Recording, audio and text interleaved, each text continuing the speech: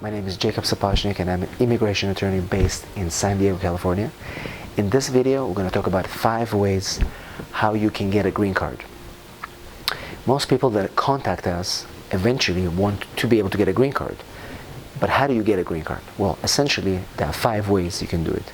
The first way is where you can get sponsored by a family member. So if you have a brother or sister or a parent who is a U.S. citizen or a spouse who is a U.S. citizen, they can file a petition for you called I-130, and this petition will initiate the process, eventually allowing you to get a green card. Now, if it's an immediate relative, like a spouse, the green card wait is much shorter. If it's a brother or sister, you have to get in line and wait many, many years.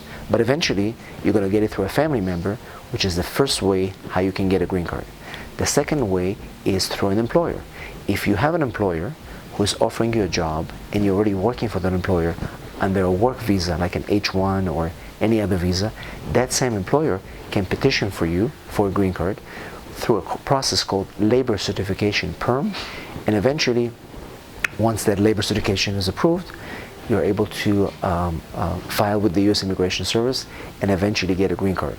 Now, typically, when you file through an employer, there are different levels. There's an EB3 category, if you have a bachelor degree, less than 5 years experience, or an EB2 if you have a master's or a bachelor's with many years of experience. The difference is that it controls the wait time for those petitions, but essentially you do need an employer to be able to get a green card, and this is called employment-based petition.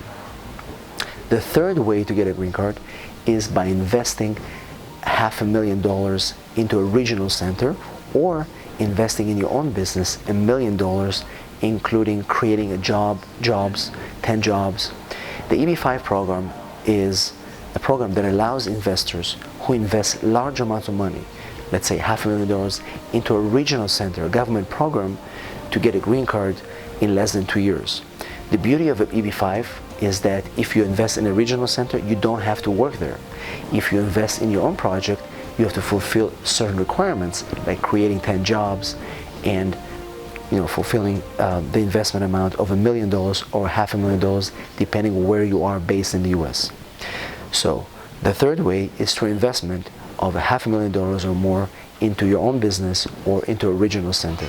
The fourth way is by applying for the Green Card lottery.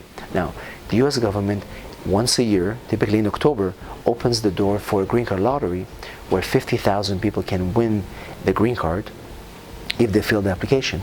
Now, the Green Card lottery is designed to create diversity of people in the US, because people from countries like Mexico, Philippines, China, and a few other countries are not qualified to be in this lottery because there are too many immigrants from those countries. It's still a very good option to try.